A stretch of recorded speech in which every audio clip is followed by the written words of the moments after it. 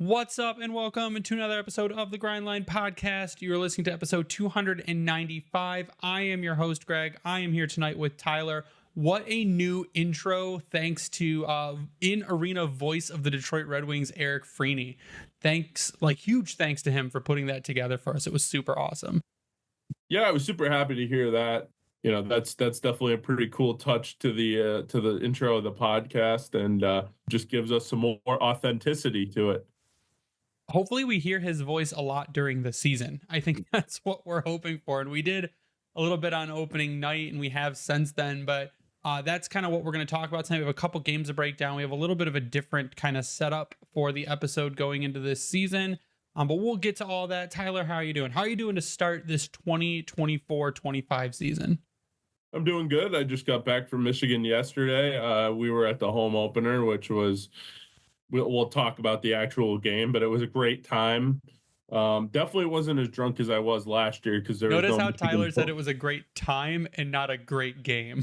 Like I said, we'll talk about that. I definitely wasn't as intoxicated as last year because there was no said Michigan football game. And somebody, I forget who it was, but somebody came up to me and it's like, "Oh my God, Tyler, we can actually talk to you because there was no Michigan football game. You're not absolutely." Yeah, that was Jerome. Shout out to one of our listeners, Jerome. He's the one that made fun of you. Good job. Yeah, I was very unwell. I was surprised I actually even made the Red Wings game that day. But this time around, much better. Had a good time at Harry's with anybody that decided to partake in the little get together. It was good to see everybody at the team store, in between periods. But yeah, it's always good to get back. It's always good to get to a game. I'm going to try to actually get to another game during the season, maybe towards like my birthday, like somewhere around January, try to get to a game, and then try to get to the last game of the season. Yeah, so we got a couple things to talk about. We're going to talk about game one and game two, a little bit of stats from each, how the Red Wings looked. We're going to talk about some of the moves that have been made this past week, and then kind of look at, the game, there's a game on right now. So by the time you're listening to it, that game will be over, but the Red Wings look really good so far. So we're going to start with game one. Game one was the home opener, raucous crowd. Great crowd at LCA. Always a great crowd at LCA. We had a couple goals from Alex DeBrincat, a goal from Vladimir Tarasenko, assists by Kat. Raymond had 2. Gustafsson had an assist. Larkin had an assist. Seider had an assist. But the Detroit Red Wings end up losing that game to the Pittsburgh Penguins. They lose 6-3. And like Tyler said, he had a good time, but it wasn't necessarily a good game because the defense just sucked. It was so bad. It seems like they came out in the first period on fire. They were just so good, dominated like most of that first period. And then the second period, they come out flat. And it snowballed from there. I've got the good on my list, Alex DeBrincat and Lucas Raymond. They're hungry, and they've continued it through this game that we're watching right now. Moritz Seider's on a mission. He's out there destroying people. He's out there making plays. The amount of hits that he's throwing is crazy. But the bad is Erik Gustafsson looked lost, like completely lost out there. I had no idea what he was doing. The defense gave up, and though Husso, although he made some good saves, was unacceptable. And we will talk a little bit about Husso too tonight, but what were kind of your takeaways from that first game? Yeah, they were just unprepared. That's kind of unacceptable, especially after you saw what happened to the Penguins the night before in New York at home, in their home opener against the New York Rangers. They got dominated. I think it was 6-0 was the final score. Me, Ryan, Boston Ryan, and Brandon Case were at one of the bars in Canton, Michigan. We were watching that game, and we're like, oops, another goal, oops, another goal, oops, another goal. And our fear was that Pittsburgh wasn't going to score. We were actually rooting for the Penguins to actually put some pucks in the net so it didn't happen to us the next night. And the fear that me and Ryan had, and I'm sure a lot of Red Wing fans had as well, is that Pittsburgh didn't do shit in their home opener, so they were going to come out flying. And that didn't necessarily happen, but they did start to wear the Wings down, which is kind of surprising considering the Wings didn't play the night before. And, this is their home opener, and the Penguins had played the night before. But major takeaways, though, the defense, that was just an unacceptable performance by the defense. The power play wasn't good. They had their chances on that. And then not only that, but then Ville Husso didn't play a good game at all. And, I'm sure we'll talk about what happened to him. And if you're listening to this, what happened to him, but it's just unacceptable. It's not something that can happen when you're a team that wants to make the playoffs. You can't drop games to teams like this that you're going to be battling with or potentially battling with.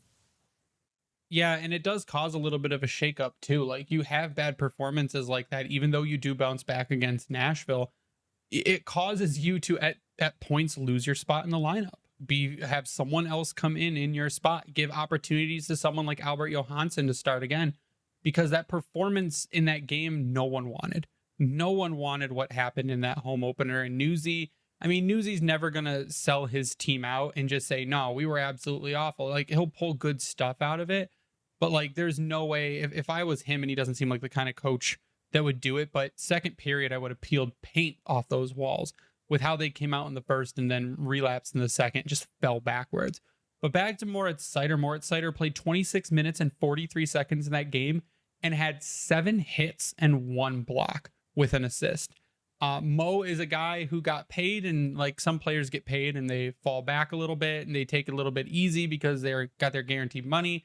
I think some people would call that the William Nylander syndrome, where they get paid and then they come out kind of flat to start the season or their next stretch of games. Mo is going beast mode, it seems. The game against Nashville, 25 minutes and 47 seconds, had 8 hits and 7 block shots. And one of them was a phenomenal just kick out shin save to kind of bail Cam Talbot out to keep the score at 0. That second game, JT Compher had a goal, Dylan Larkin had a goal, Andrew Copp had a goal. Assists by Sherratt, Edvinsson, Raymond, and Seider. And the good in that, Talbot went God mode. Talbot posted a 42 save shutout.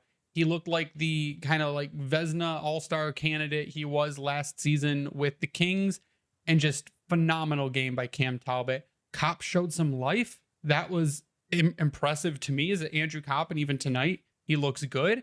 And Simon Edvinsson picked his game up. There were a lot of people that were kind of unimpressed with Edvinsson in the first game. They thought he took some bad penalties. We saw the penalties on the ice. He took one for playing hockey, which was like, they called bullshit. It interference, and it wasn't interference.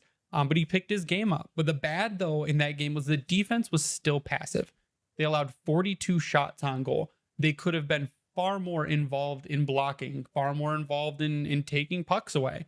But the defense still allowed 42 shots to get through on Cam Talbot. Now, we come out with a win, a 3-0 shutout, and the goal scorers scored goals like they're supposed to. But you can't keep allowing that many shots per night on net, or you're going to have a bad time. Yeah, no doubt. I mean, you have to learn how to suppress the shots at least, and, if not block them, like actually block them. A lot of that has to do with the defense and some inexperience on the defense. But one thing that I did think was good, that Albert Johansson was inserted into the lineup in game 2, and I thought he looked pretty good. You didn't hear his name called. Yeah, you didn't hear his name called a whole lot. Now, I'm not going to sit here and tell you I saw every single bit of that game. I have since gone back and watched it, but live at Ryan's house, he had the Wings game set up in his living room. He had the Ohio State game, which he was watching in his garage. And I was kind of bouncing back and forth between the 2 rooms, watching both games. So it was a little tough, but I have gone back and watched it, and I really like what Albert Johansson has to offer. It's just one of those things that as long as his name isn't called too much in the negative form, I'm totally okay with it. And you didn't hear his name called hardly ever. And when it was good things. So that's a good thing. Get his feet wet a little bit, and hopefully he's one of those guys that can just find a way to stay up here and stay in the lineup. Yeah, in that game, Albert Johansson had 11 minutes and 57 seconds of ice time, had 2 hits and 1 block. But what you notice about Albert Johansson's game is that he's super calm. He's really good at controlling the puck. He's really good at getting the puck out of the zone. He doesn't make these panic moves to turn things over. And there were parts during the game where like, yes, Albert Johansson, great at hockey. He needs to be in the lineup every single night with the way he played that game against Nashville. Maybe it's an overreaction, but he looked really good. Now, another player who also came in that looked good in that second game, surprisingly, was Justin Hull. Justin Hull was recalled because there was an injury, and Justin Hull was inserted in place of Jeff Petrie and did not look out of place. He actually, at points, looked good, which is a turnaround from how he played last season. And maybe it gives us a little bit more hope in that if someone goes down, there is depth there that can pick their game up a little bit to replace them. Now, I'm not going to say Justin Hull is awesome after one game, but he's been good in this game against the Rangers tonight too. So maybe, I mean, the threat of going to Grand Rapids kind of instilled some fear in him that he can't just kind of coast his way through the NHL, that he maybe needs to pick it up a little bit. But Justin Hull looked serviceable. Yeah, I agree. Ben Sherratt is an example of someone that we wanted to throw off a cliff. And, since really the point that we wanted to throw him off a cliff, he's really been one of the Wings' better defensemen, not named Mo Seider. So he's definitely picked his game up, and this can happen. Justin Hull was a decent defenseman with the Maple Leafs. He wasn't great, and I'm not pretending that he was phenomenal. He was a whipping boy in Toronto a lot of the times, but just because you're a whipping boy in Toronto doesn't mean you are a terrible defenseman. And I don't think Justin Hull is a terrible defenseman. I think that it comes down to confidence. And sometimes you do need, a gut check kind of thing. And, maybe getting sent down to Grand Rapids was that gut check that was needed. And, he's come up and he's had a couple good games in a row. Every once in a while, you need a kick in the nuts, right, Tyler? Exactly. Swift kick in the ass, as my dad liked to say. So in that first game against the Pittsburgh Penguins, your top players were Moritz Seider, Alex DeBrincat, Vladimir Tarasenko, Michael Rasmussen, and then to some extent, Jonathan Berggren. Your players at the bottom in that first game were Simon Edvinsson, Eric Gustafsson, Ben Sherratt, Olli Mata, Jeff Petrie. You could tell that most of them are defensemen because there was barely any defense played that first game. Hence the score of 6-3, with the Penguins being the winner. These are based on the hockey stat cards that Dom Lucian put together. And it seems like he fixed them since last season, fixed the defensive side of it that kept saying Seider was terrible when he wasn't. They put a little competition in there. So that was your first game's hockey stat card. The second game, the Nashville Predators at the Detroit Red Wings. Your top players were Lucas Raymond, Simon Edvinsson. Like we said, he brought his game back up and played at that level we know Ed can. Andrew Kopp, Justin Hull, Dylan Larkin, Mo Seider. Your bottom players in that game were Patrick Kane, there's Alex DeBrincat, Christian Fischer, Tyler Mott, Jonathan Berggren, Olli Mata. Patrick Kane, so far, except for tonight. Now, again, they have said a couple times, Patrick Kane seems to be finding his groove. I said in game one, Patrick Kane looked invisible. Patrick Kane really did not do much in the second game. Now, tonight, he does have an assist, buzzer beater. With him and Justin Hull have assists tonight, and it looks like he's finding it again. The older guys, maybe sometimes they need a little bit more time to kind of ramp up, to warm themselves up, to get into game speed, but it does seem like Patrick Kane is doing that. Now, I agree with these cards, as where last season we were kind of really iffy on them because they were off. This seems accurate to me. Yeah, I agree. In the first game, I noticed that really the only ones that were going were like DeBrincat, because he had 2 goals. I thought he actually was probably the best person on the ice that night, not named Mo Seider. But in terms of like a game-to-game situation, you couldn't have had a much more different game between game 1 and game 2. Game 1, they were disinterested. Game 2, yeah, they gave up a lot of shots. A lot of those were from the perimeter and outside. I thought they did a good job of boxing out. So I just think that hopefully they can continue this mojo going into this Rangers game. I know they're playing it right now, but we're not going to talk too much about that. But yeah, I mean, that's kind of where I'm at with that. Cool. So what we're going to do now is we're going to take our first commercial break. We're going to now break the show up into 2 breaks, 1 normal break, 1 smaller one. And we'll be right back to talk a little bit about the moves that were made in between games and kind of how they're going to affect the roster. So we'll be back in 1 second after a couple words from our sponsors. The quest for the Stanley Cup starts now. The puck's dropping on the 2024-25 season. Get in on all the action at DraftKings Sportsbook, an official sports betting partner of the NHL. It's super easy for first-timers to get started. Try betting on something simple like picking a team to win. Go to DraftKings Sportsbook app, select your team, and place your first bet. Right now, the Red Wings are a long shot to make the Stanley Cup, but you can put a bet in anyways, and if they turn things around, you might make a bit of cash. And if you are new to DraftKings, listen up. New customers bet $5 and get $200 in bonus bets instantly. Download the DraftKings Sportsbook app now and use code THPN. That's code THPN for new customers to get $200 in bonus bets when you bet just $5. Only on DraftKings. The crown is yours. Gambling problem? Call 1-800-GAMBLER. In New York, call 877-8-HOPE-NY or text HOPE-NY 467-369. In Connecticut, help is available for problem gambling. Call 888-789-7777 or visit ccpg.org. Please play responsibly. On behalf of Boot Hill Casino and Resort in Kansas, 21 and over. Age and eligibility varies by jurisdiction. Void in Ontario. Bonus bets expire 168 hours after issuance. For additional terms and responsible gaming resources, see dkng.co/ice.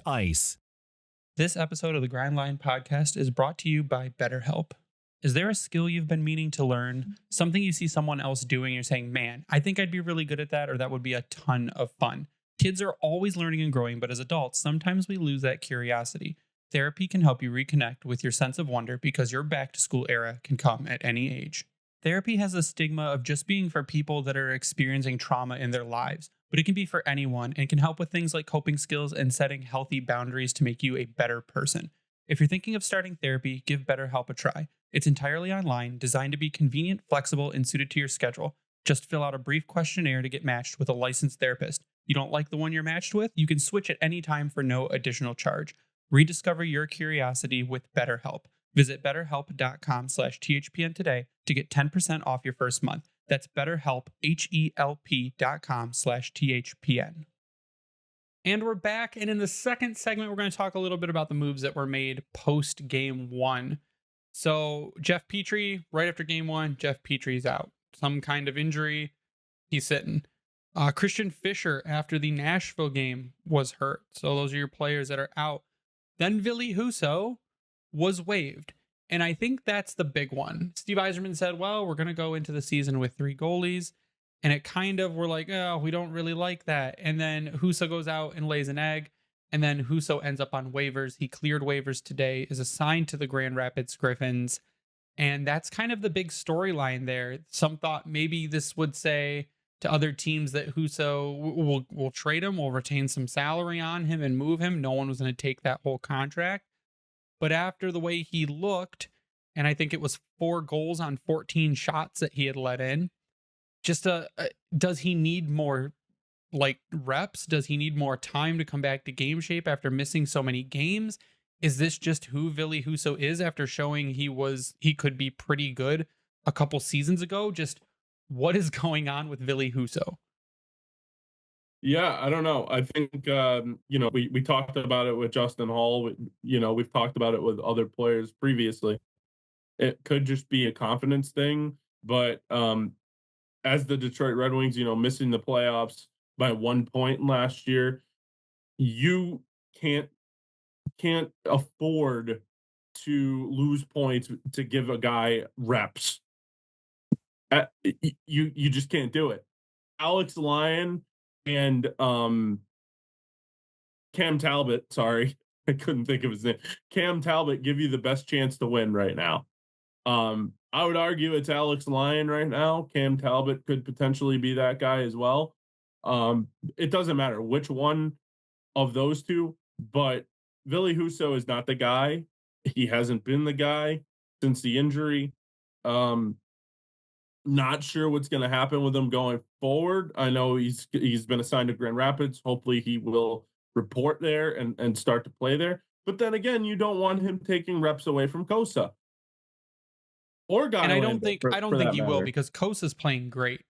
And that's Kosa's starter net down there in Grand Rapids. And something was brought up last week where they had talked about Michael Branson-Nygaard's decision to go back to the SHL. And then Jonathan Berggren was basically saying with the SHL, they're like, the SHL, they've got a drive to win as a team. And the AHL more focuses on development first and winning second. So if there's a place where they're going to say, oh, we need to get a guy some reps and we don't really care about winning, it seems like the AHL is that place. But like, again, you said, you're developing Sebastian Kosa right now, and he's playing very well. He posted a shutout in Grand Rapids home opener.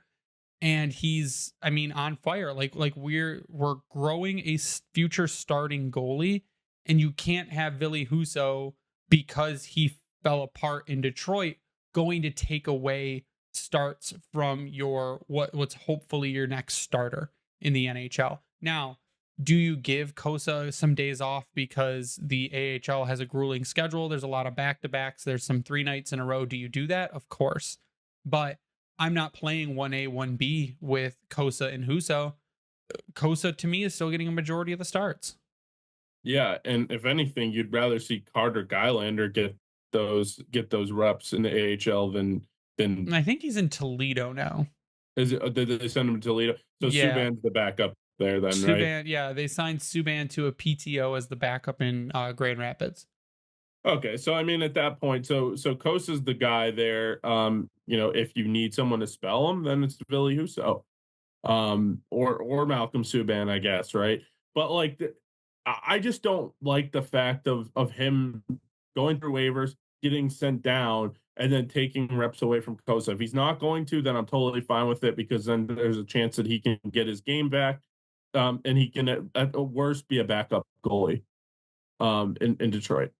Or, the third guy. I just don't see them carrying 3 goalies like they did last year. I don't see it happening.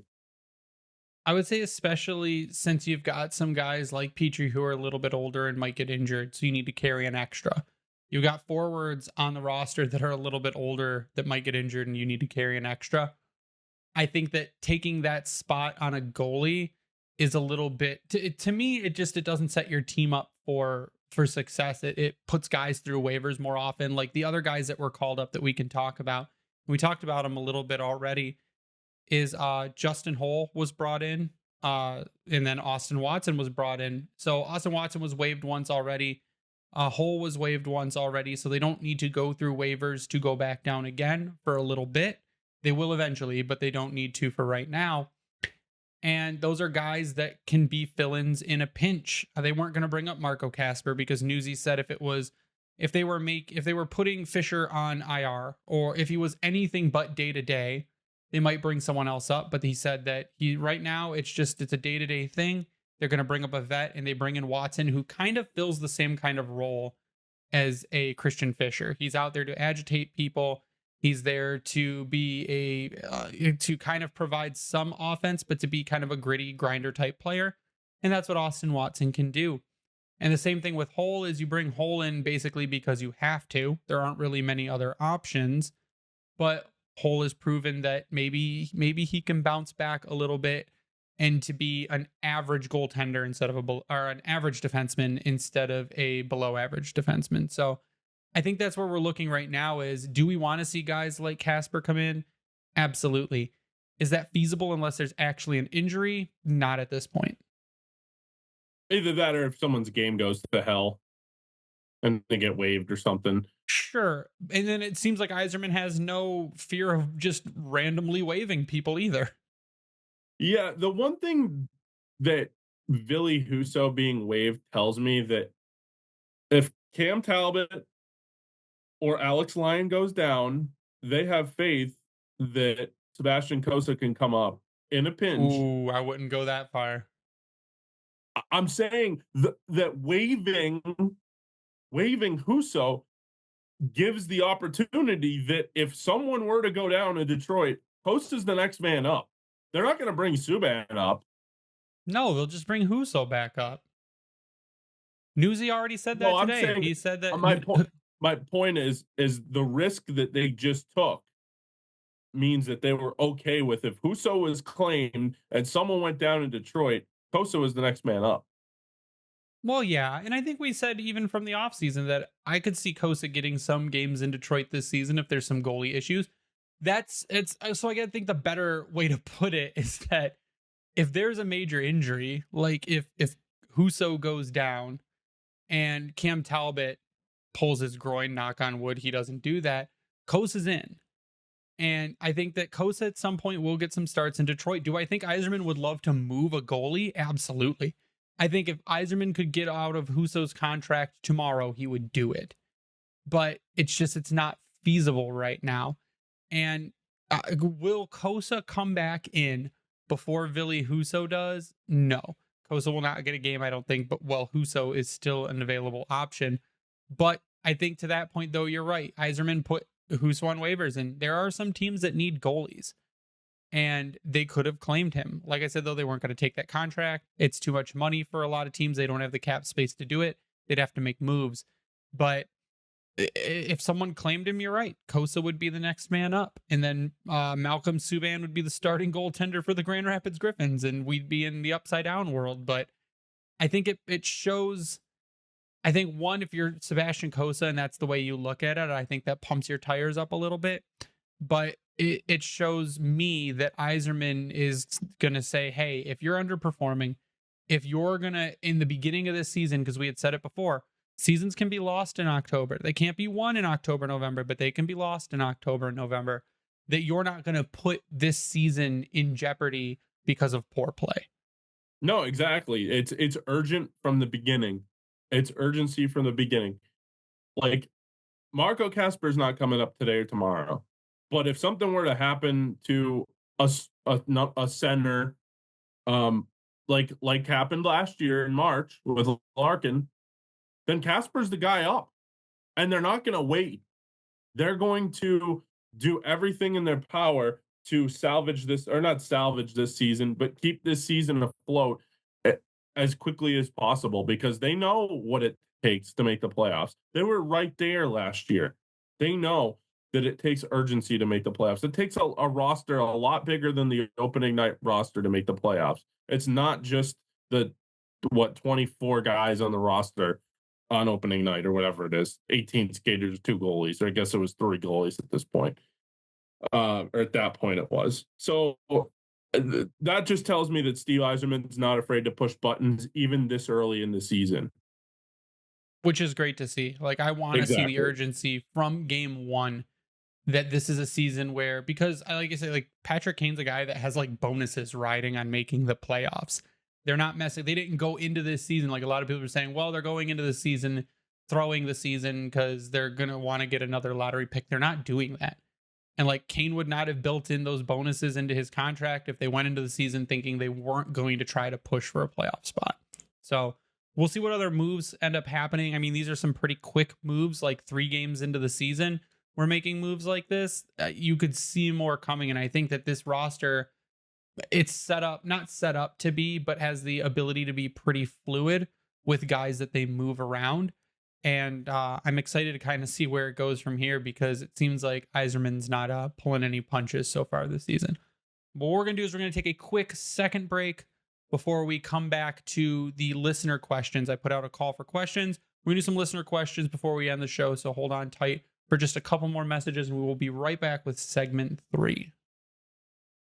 Hockey is in the air, and the thrill of the game is bringing Red Wings fans from all over the country back to Little Caesars Arena starting this Thursday for Game 1 against the Pittsburgh Penguins. So when you're looking to get tickets, your number one choice should be Game Time. Game Time has a new feature called Game Time Picks that makes getting tickets to see your favorite teams play live even easier. Game Time Picks filters out the fluff to show you only incredible deals on great seats, so you don't have to waste time searching through thousands of tickets. You can see players like Connor Bedard or Connor McDavid come play the Detroit Red Wings, and you get the seat views before you buy, so you can see what it looks like from where you will be sitting. Curated deals make it easier to find the best price on great seats, and with the lowest price guarantee, event cancellation protection, job loss protection, and more, Game Time should be your number one destination for your tickets. Take the guesswork out of buying tickets with Game Time Picks. Download the Game Time app, create an account, and use code THPN for $20 off your first purchase. Terms apply. Again, create an account and redeem code THPN for $20 off. Download Game Time today. What time is it? It's game time.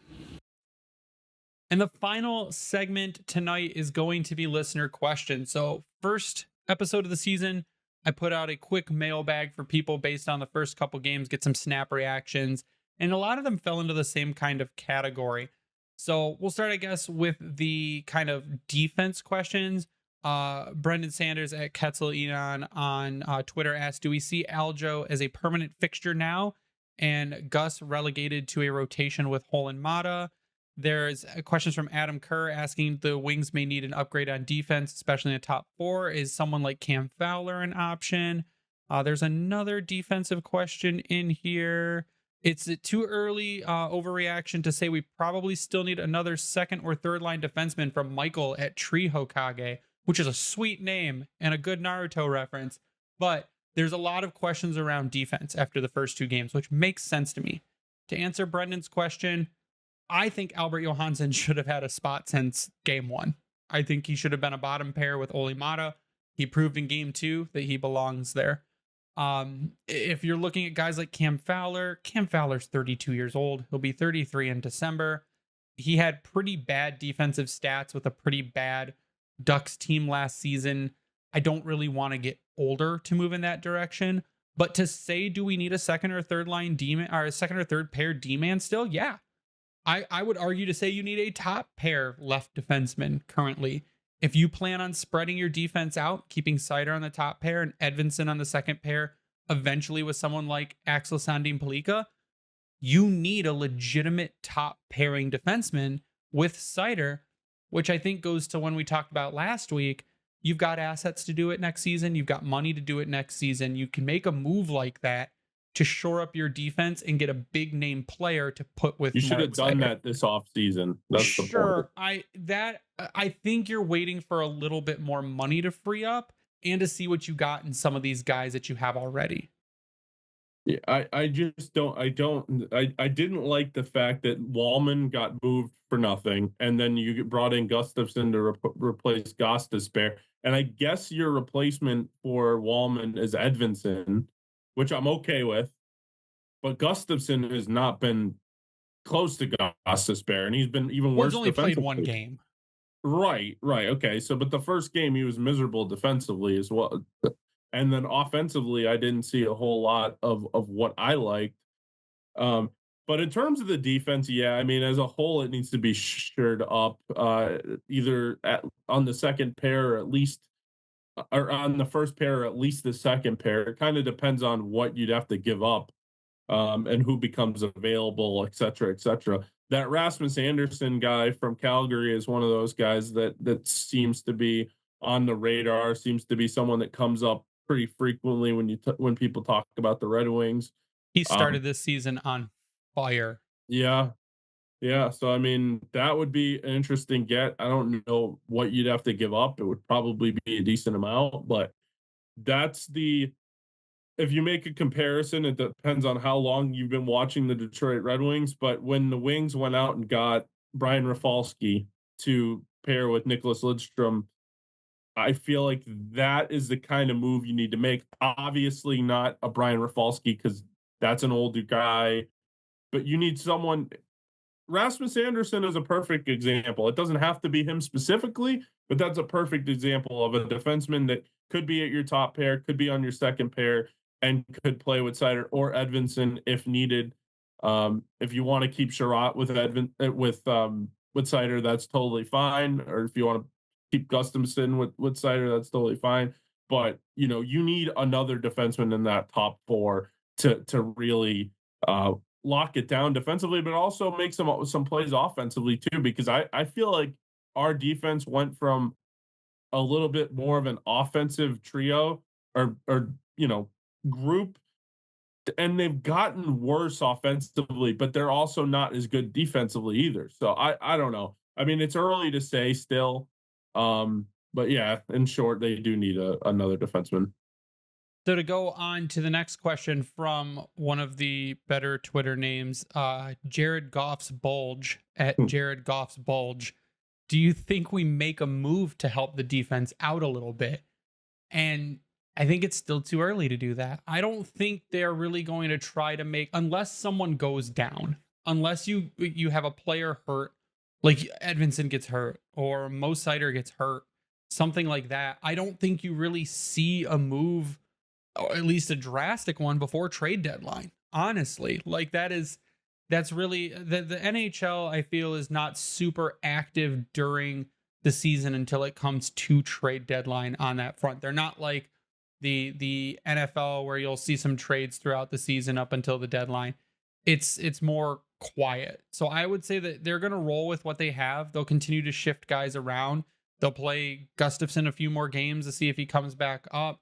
They'll move guys up and down. Like you see right now, Mo Sider's now QB on power play 1. I think he should have started there. Like Gustafson did not do a good job of QB power play 1 during the first game. I think they will move through the system more and move guys around in the lineup more before they go out and make a trade unless there's an injury. I agree. It's way too early to tell. First of all, you're right about the point of the NHL not making a whole lot of trades up before the trade deadline. I feel like it's gotten a little bit, like a couple weeks before the trade deadline, you start to see the action pick up a little bit.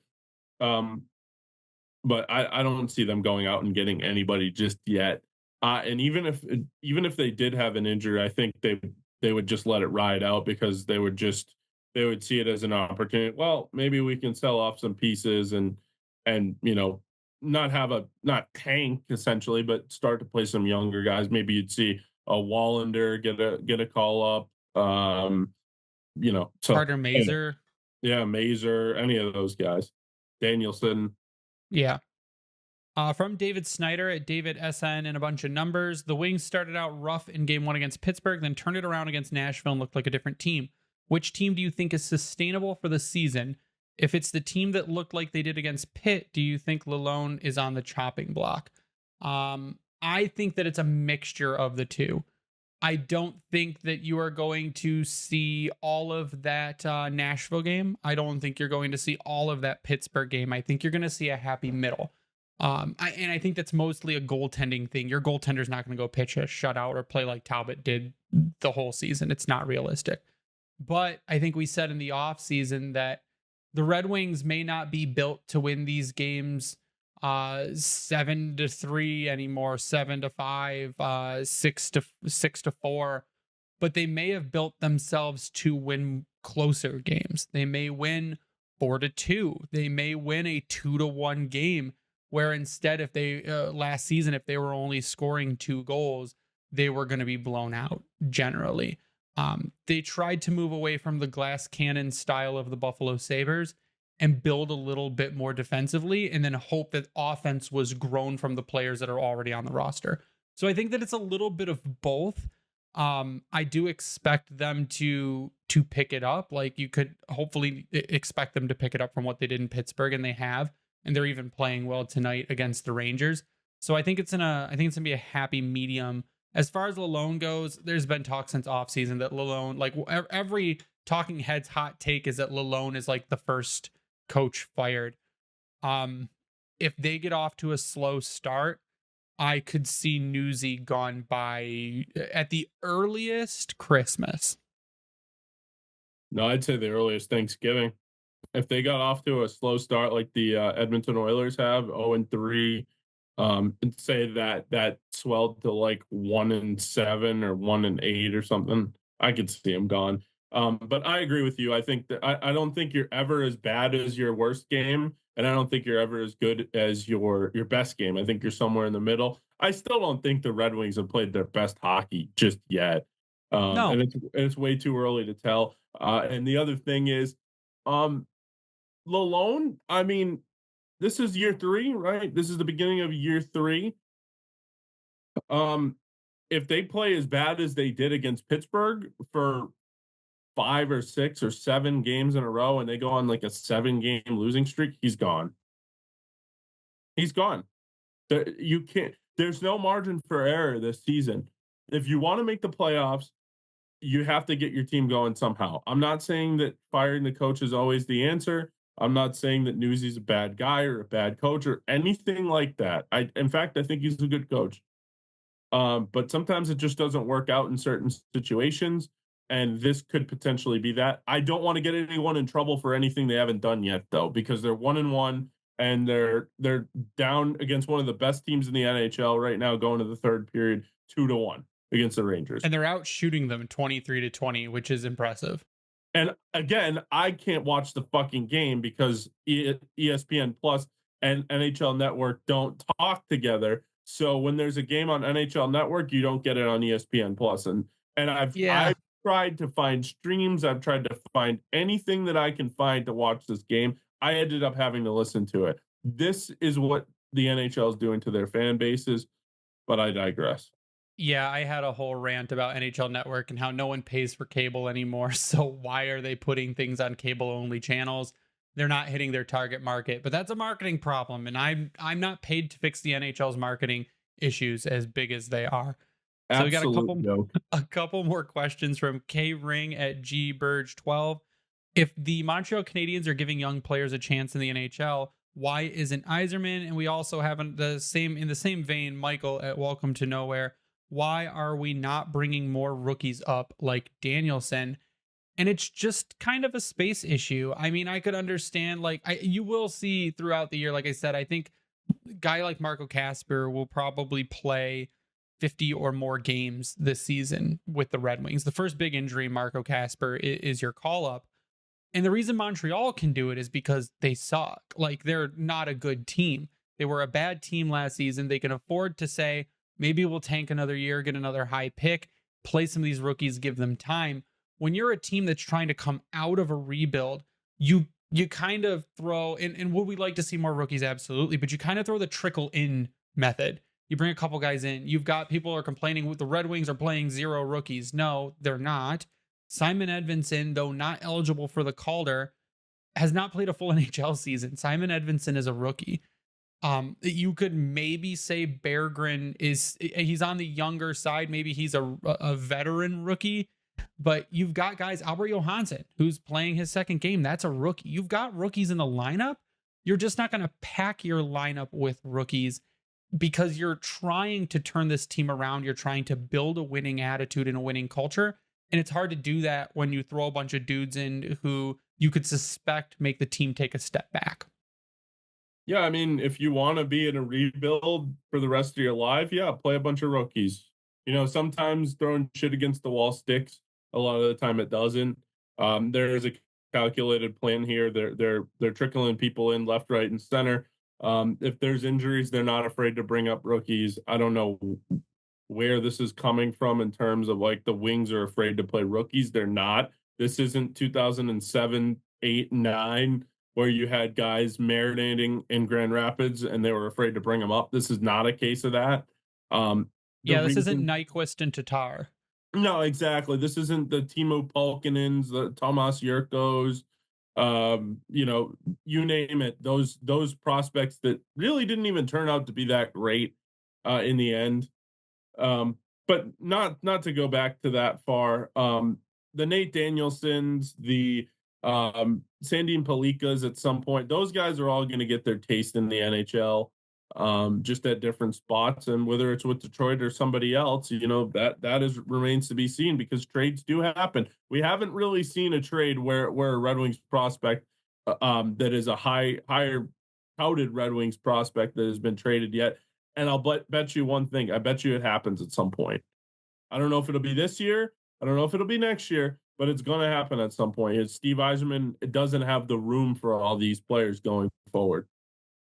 Yeah, I think at the end of the day, is it more important for them or more beneficial for them to get 9.5 minutes on the Red Wings with no special teams? Or is it more important for them to go get 20 minutes on the Griffins and play power play and penalty kill to get those reps? And I would say that the more play time they're getting right now, the better in those high leverage situations, because the word is that the AHL is the developmental league. They're trying to develop these players. So your farm system, they're in there getting big minutes, and the bigger minutes they can get in those high pressure situations, the better it's going to be for them. And they will be moved up. It's just let them do a little bit of development first, unless there is a pressing issue that requires them to be called up right now. And the last question we're going to take tonight is from Head Shadows at Head Shadows. Who's our number one goalie? I think that's the biggest question. Scoring seems like it's mirroring last season. Can we stay healthy? Someone like Kane and Larkin. Right now, to me, number one goalie based on what I'm seeing tonight, even though Alex Lyon's been kind of left out to dry on a few chances. Cam Talbot posted a shutout. I see Yzerman's just saying, well, we'll play Husso, see what he's got, play Talbot, see what he's got, play Lyon, see what he's got, and then make decisions from there. Right now, Cam Talbot's my goalie. I think that's what I'd go with. And then kind of 1A, 1B them. Play Talbot 2, Lyon 1, Talbot 2, Lyon 1, go like that. Because I think right now, as it looks right now, that's probably your best shot. Yeah, I mean, you got to ride the hot hand. So if Lyon goes out there and has like a 46 save shutout, you probably use him the next game, right?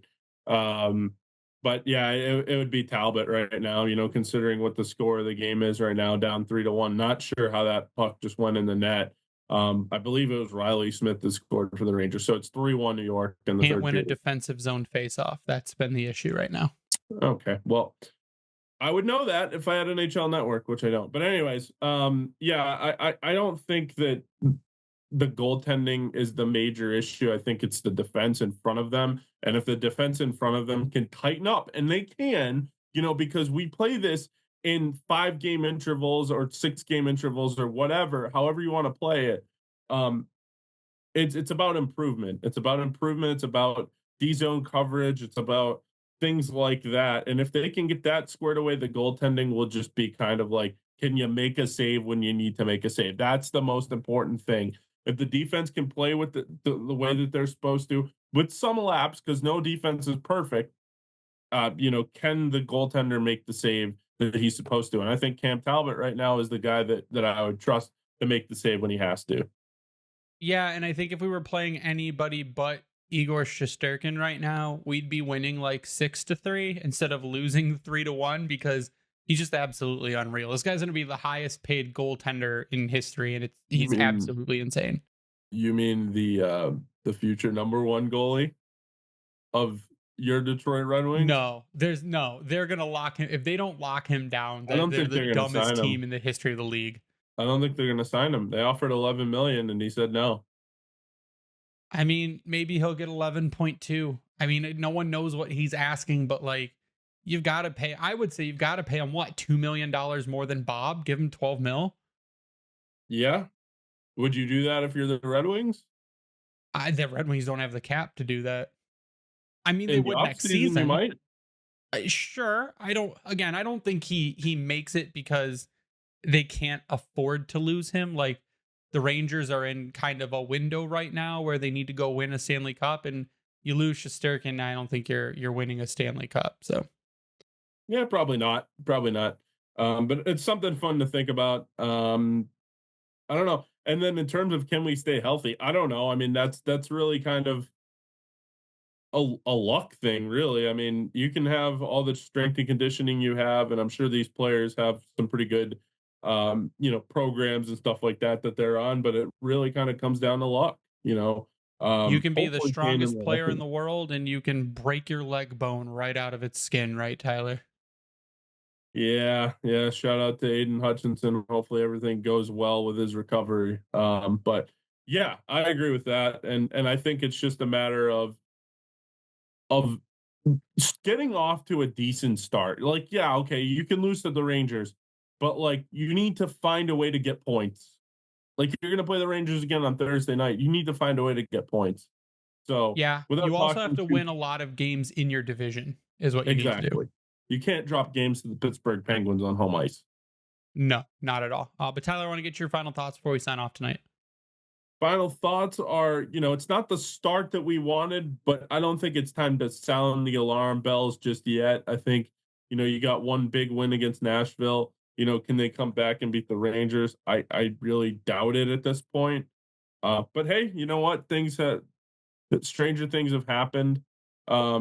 You got the Rangers again on home ice on Thursday night, so it doesn't get any easier. But that's we're in the thick of it now. We're in the thick of it. Hopefully, the offense can start to show up a little bit. I think that would be something nice. We haven't heard from Patrick Kane yet. We haven't heard from DeBrincat since game 1. Raymond hasn't done a whole lot just yet, so it'll get there. Just hang in there, keep the faith. It's 1 week into the season, not even. So I wouldn't push the panic button. Even if they were to lose tonight and against the Rangers again on Thursday, I wouldn't panic just yet. Those are my final thoughts. You can follow me on Twitter at SealDog91. Yeah, I'm kind of in the same boat. I just want to see what happens. Give it 10 games, see where you're at after game 10, and then start to make some assumptions after that. But let these guys warm up, let them get their lines figured out, let them start gelling, and then see where it takes them. Because like I said, Shesterkin's a hard goalie to beat. And your next two games, like this game and your next game, is against the Rangers as well. They come into Detroit. So let's see what happens, where we're at game 10, and then go from there. You can follow me online at Bringing the Wing. You can follow the Grindline Podcast online at Grindline Pod. You can find us wherever you can find your podcast, and also on YouTube, where you can go sub to us and turn on those notifications to get notified every time an episode goes live. We are going to, some point here in the near future, switch to 2 episodes a week. Ryan is kind of tied up with school stuff until around December, but we're going to try and make it work. I would give a shout out to the Hockey Podcast Network at HockeyPodNet for hosting us and spreading our show around. Vintage Detroit, which is the only place you should get your Detroit jerseys from and worked on, is the place we have our exclusive t-shirt collection. You can go there, click on the Keep It Local tab, click on the Grindline Podcast, and you will find our t-shirt designs there. And patreon.com/the Grindline Podcast, where you can sub to our Patreon. We will be taking patron questions, doing a little bit of extra stuff there as the season progresses for our Patreon listeners. But that's going to do it for us tonight. So for Tyler, I am Greg. You stay classy, Hockeytown.